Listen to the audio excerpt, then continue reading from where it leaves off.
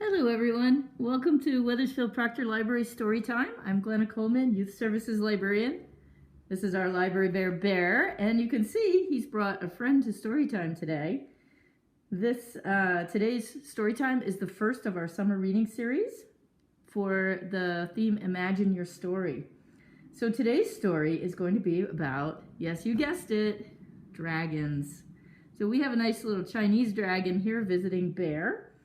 And I'm going to read one story, and then we're going to do something a little different that I've never done before. I'm going to show you how to make a craft. And when you come to the library, anytime till July 1st, you can pick up materials that you can take home and do this craft at home. But let's get on with the story. So this is from a book called, appropriately enough, The Book of Dragons. And the stories were selected and illustrated by Michael Haig. And the story we're going to read today is called Stan Bolovan. And this one is retold by Andrew Lang. And that means that it was originally told by someone else. Now, there's no illustration for quite a while here, so I'm going to not show you the pages, but just read the story until we get to the illustration. Have you got your listening ears on? Excellent, let's get started. Stan Bolovan, retold by Andrew Lang. Once upon a time, what happened did happen, and if it did not happen, this story would never have been told. On the outskirts of a village, just where the oxen were turned out to pasture and the pigs roamed about burrowing with their noses among the roots of the trees, there stood a small house. In the house lived a man who had a wife, and the wife was sad all day long. "Dear wife, what is wrong with you that you hang your head like a drooping rosebud?" asked her husband one morning. "You have everything you want. Why cannot you be merry like other women?" "Leave me alone, and do not seek to know the reason," replied she, bursting into tears, and the man thought it was no time to question her, and went away to his work. He could not, however, forget all about it, and a few days after he had inquired again the reason of her sadness, but only got the same reply.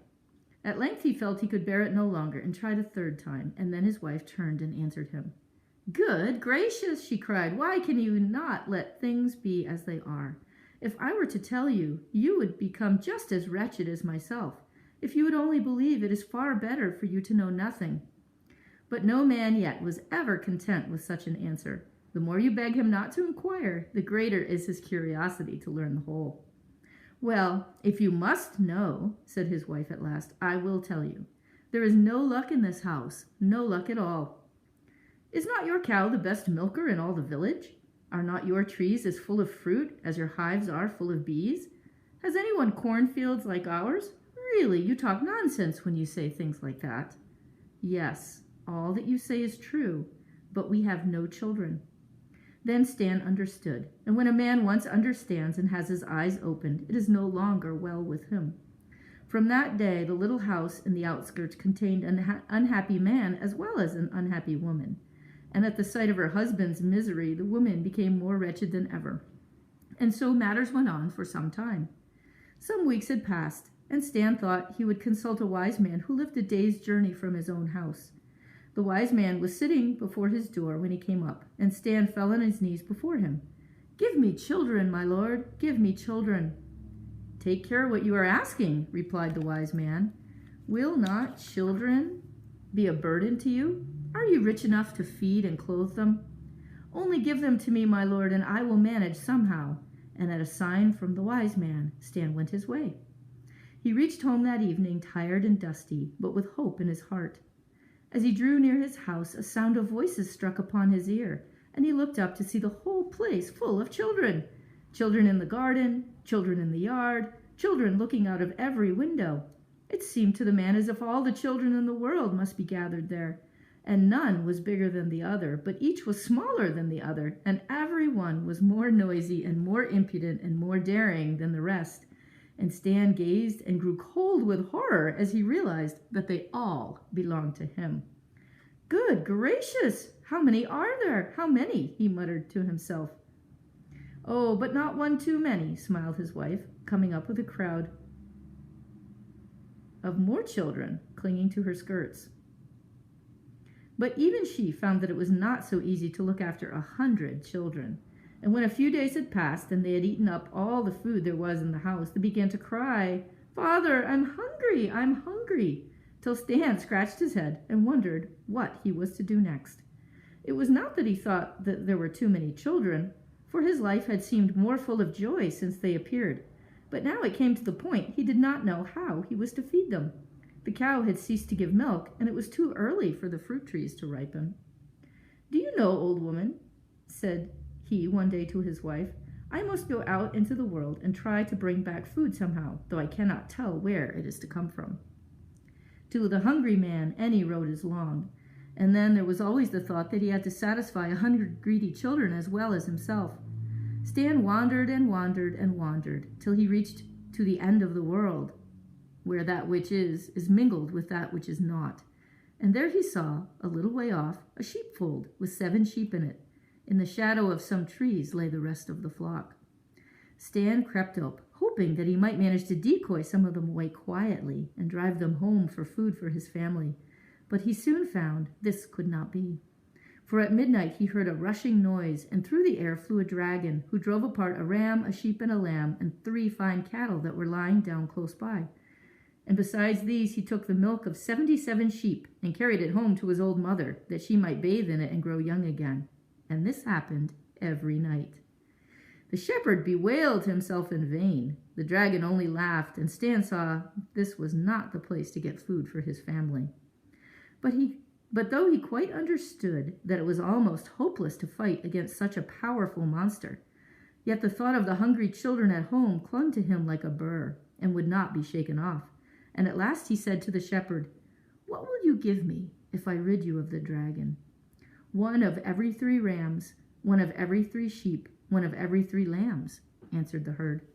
"It is a bargain," replied Stan, though at the moment he did not know how, supposing he did come off the victor, he would ever be able to drive so large a flock home.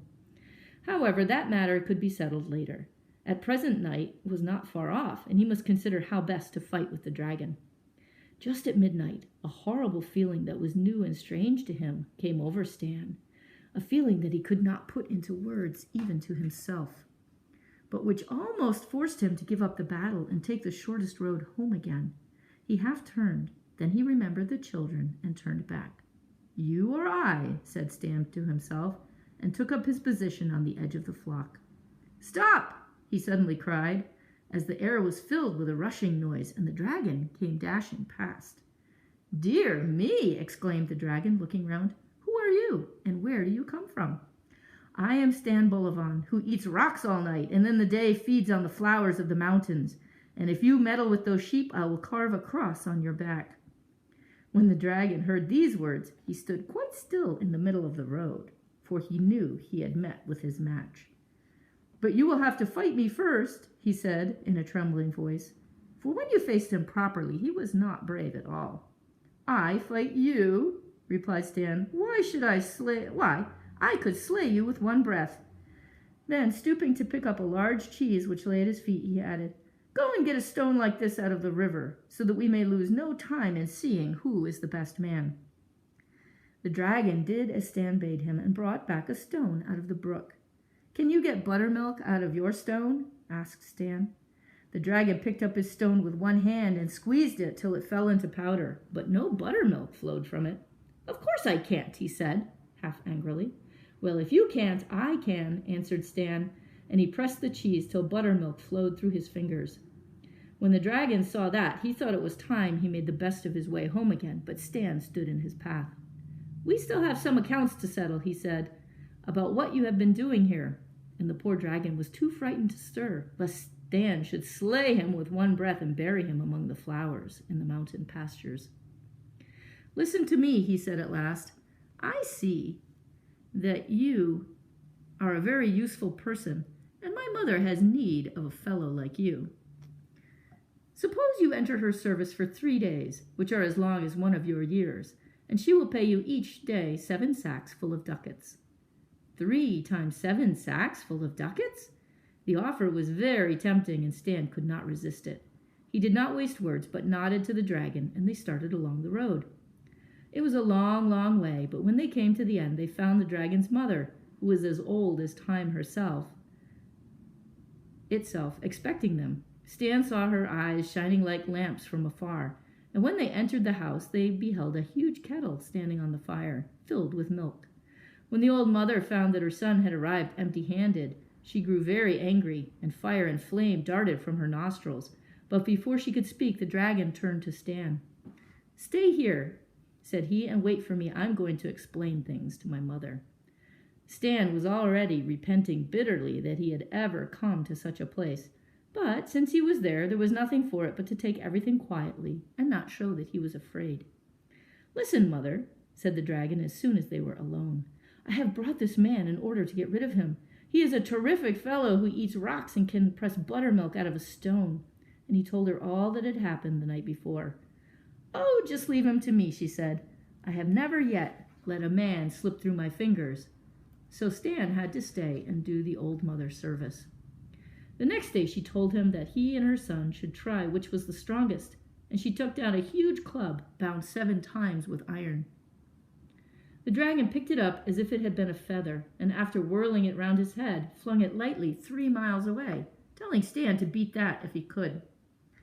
They walked to the spot where the club lay. Stan stooped and felt it. Then a great fear came over him, for he knew that he and all his children together would never lift that club from the ground.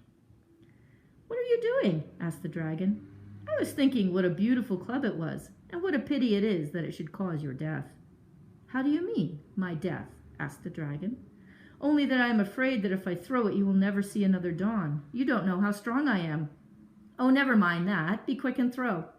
"If you are really in earnest, let us go and feast for 3 days. That will at any rate give you 3 extra days of life."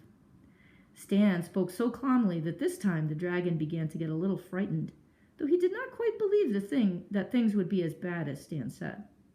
They turned to the house, took all the food that could be found in the old mother's larder, and carried it back to the place where the club was lying. Then Stan seated himself on the sack of provisions and remained quietly watching the setting moon. "What are you doing?" asked the dragon. "Waiting till the moon gets out of my way." "What do you mean? I don't understand." "Don't you see that the moon is exactly in my way? But of course, if you like, I will throw the club into the moon." At these words, the dragon grew uncomfortable for the second time. He prized the club, which had been left him by his grandfather, very highly, and had no desire that it should be lost in the moon. "I'll tell you what," he said, after thinking a little. "Don't throw the club at all. I will throw it a second time, and that will do just as well." "No, certainly not," replied Stan. "Just wait till the moon sets." But the dragon, in dread lest Stan should fulfill his threats, tried what bribes could do, and in the end had to promise Stan 7 sacks of ducats before he was suffered to throw back the club himself. "Oh, dear me, that is indeed a strong man," said the dragon, turning to his mother. "Would you believe that I have had the greatest difficulty in preventing him from throwing the club into the moon?" Then the old woman grew uncomfortable too. Only to think of it! It was no joke to throw things into the moon. So no more was heard of the club, and the next day they all had something else to think about. "Go and fetch me water," said the mother when the morning broke, and gave him 12 buffalo skins with the order to keep filling them till night. They set out at once for the brook, and in the twinkling of an eye the dragon had filled the whole 12 and carried them into the house and brought them back to Stan. Stan was tired. He could scarcely lift the buckets when they were empty, and he shuddered to think what would happen when they were full. But he only took an old knife out of his pocket and began to scratch up the earth near the brook. "What are you doing there? How are you going to carry the water into the house?" asked the dragon. "How? Dear me, that is easy enough. I shall just take the brook." At these words, the dragon's jaw dropped. This was the last thing that had ever entered his head. Here's the illustration.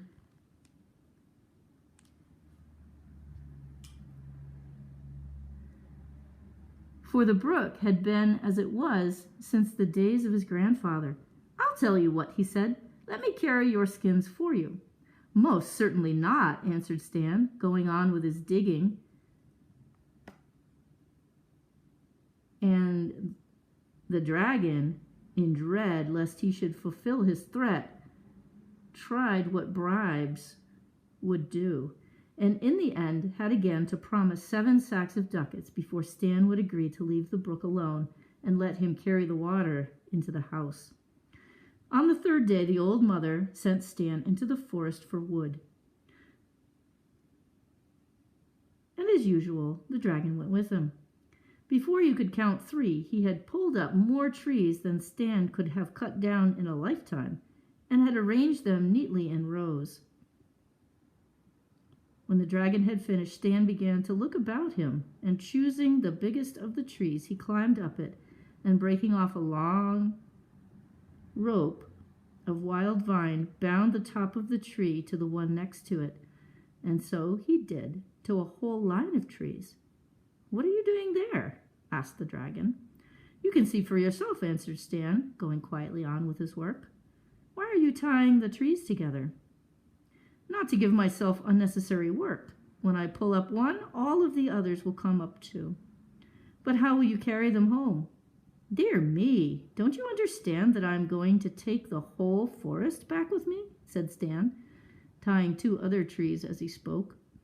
"I'll tell you what," cried the dragon, trembling with fear at the thought.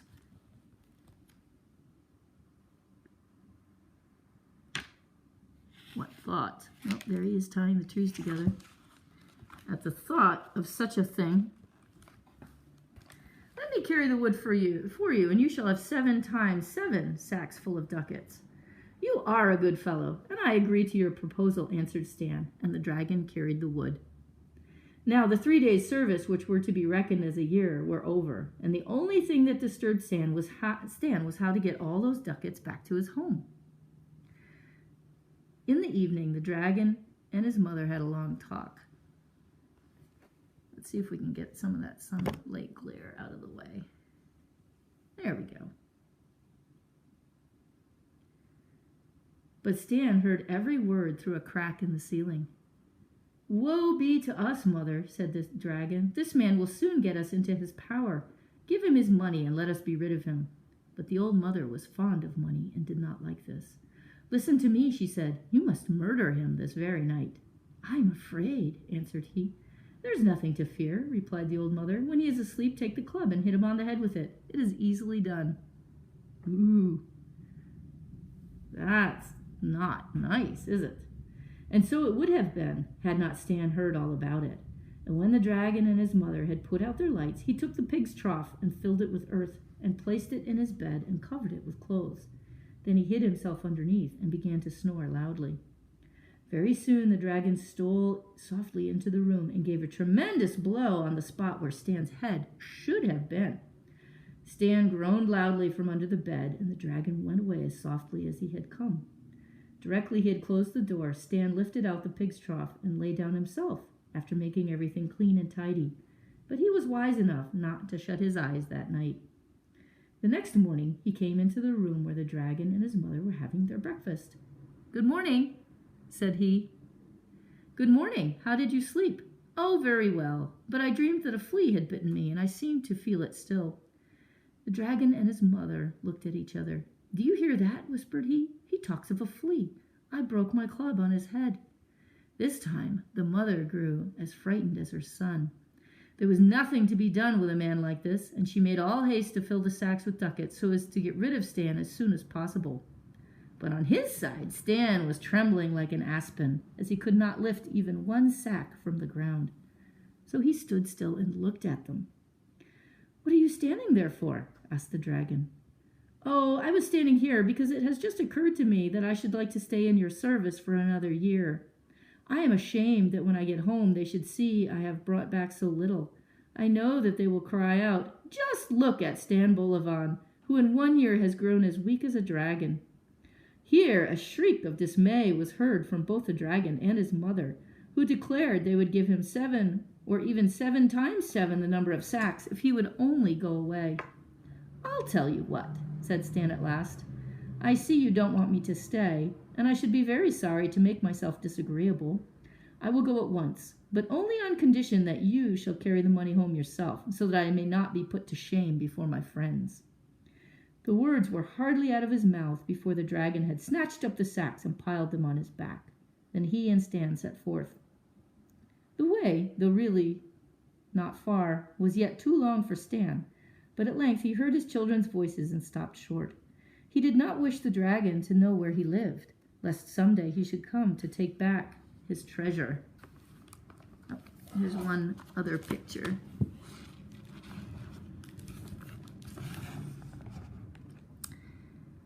Was there nothing he could say to get rid of the monster? Suddenly an idea came into Stan's head, and he turned round. "I hardly know what to do," said he. "I have 100 children, and am afraid they may do you harm, as they are always ready for a fight.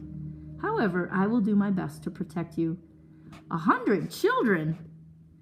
That was indeed no joke. The dragon let fall the sacks from terror, and then picked them up again. But the children, who had had nothing to eat since their father had left them, came rushing towards him, waving knives in their right hands and forks in their left, and crying, "Give us dragon's flesh! We will have dragon's flesh!" At this dreadful sight, the dragon waited no longer. He flung down his sacks where he stood and took flight as fast as he could, so terrified at the fate that awaited him that from that day he has never dared to show his face to the world again.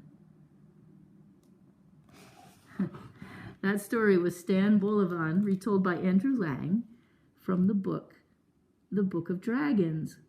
The stories were selected and illustrated by Michael Haig. Well, I hope you enjoyed that story about Stan Bolovan and the dragon.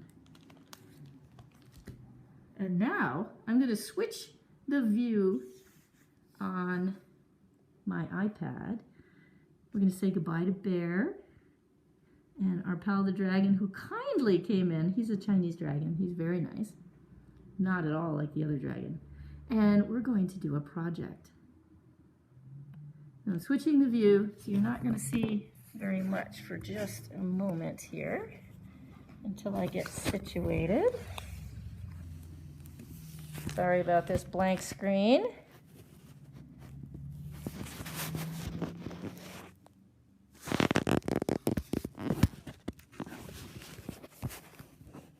There we go. Okay.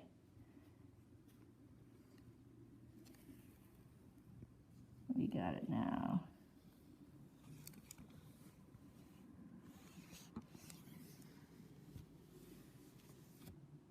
Okay, so what we're going to do is make a dragon's eye. So you can see I have some glass half marbles. Sorry, I'm trying to figure out where the camera is. There we go. And in this one, I've already put a dot, and I'll show you in a minute. But the things you're going to need for this project are protective covering for your table. See, I have this white paper laid down to protect the table. And I have on my painting clothes. You're going to need a paintbrush, some paints, water to clean your brushes, paper towel, and then we'll talk about what we're going to do. So sometimes when you look at eyes, especially in drawings, you know that they have a point of light in them. And so I've done just a point here. And if you look at dragon's eyes as they appear in illustrations, mostly the dragon's eyes look a little bit like cat's eyes. Their pupils, which is in the center, are not round. They are like a cat's eye. So let's see how we're going to do this here. So I'm going to make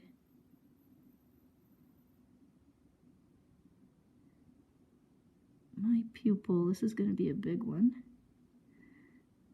But I'm going to make it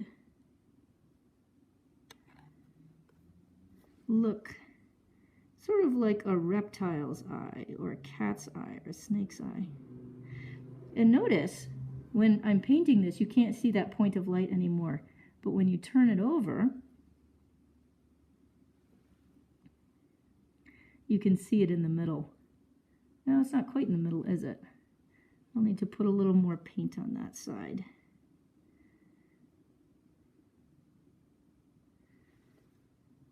There we go. So I put a little more paint on, and now it's more in the middle.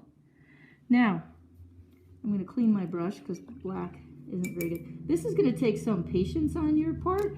So you're going to want to set up in a place where you have, you can leave things for a while, because that's going to have to dry before we do anything else. But I have one that I pre-painted. So there's my iris. I don't have a, excuse me, my pupil. I don't have a point of light in this one because I didn't think about that earlier. But what I'm going to do is take some metallic paint. So I have this nice gold here. And let me open it up. And I just need a little bit. So I'm just going to dab right in the cap. And I'm going to turn my brush a little bit, roll it to get this into a point, because I really want a very thin line here. Notice that I'm keeping the table clean. Make sure when you do this, you ask whoever's in charge if you can use the space that you're using, since you have to keep it for so long. Okay, so notice that I've outlined it, and when I turn it over, I've got a little bit of gold on each side of that iris. Excuse me, on each side of the pupil. Boy, I keep saying iris. So, now the next thing I'm going to do, and this one, notice that I curved it.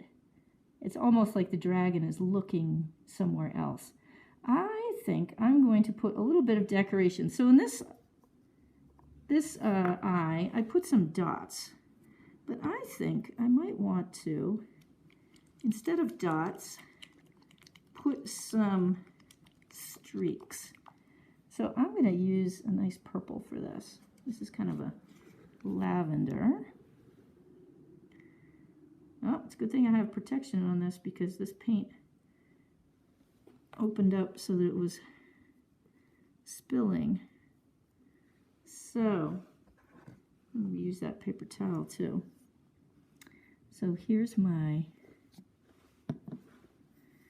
eye. So what I'm going to do is just go out from the center and paint some lines. Need a little bit more paint, but I also want my brush to be nice and pointy. So I'm going to paint some lines radiating like that. And I'm going to do some on the other side. And this side is going to be, the lines are going to be longer because I've got more space. I'm going to radiate them out a little bit like this. Okay, now that's got to sit and dry for a bit. I'm going to clean off my brush. And now, here's one that I've already done. I've got some lines radiating out. And here you notice that I didn't do the entire pupil outlined in gold. I only did some of it. Now, I want a nice light color to show up the back of this. So I think, and remember, we're doing all this backwards. So the things that you would think that you would paint last, you actually have to paint first. Think about when you go to a store at the holidays and you see windows and people are painting inside the windows. So they paint the front or the foreground first, and then they paint the background last. I think I'm going to use a nice bright yellow on this and see what happens. It may not work because the gold may kind of get lost in the yellow, but here I am just dabbing my brush in the cap, and I'm going to paint the whole back of this yellow. Now you're probably going to get some paint on your hands. That's a good time to use that paper towel that you brought to the table. For goodness sake, don't wipe them on the table where your Parents will never let you do a craft project at the table again. We want to be respectful of all that. So this is what you see on the back. Let's see what happens when we turn it over. Oh, look at that when we turn it over. So the gold does disappear a little bit, but that certainly does look like an interesting eye, doesn't it?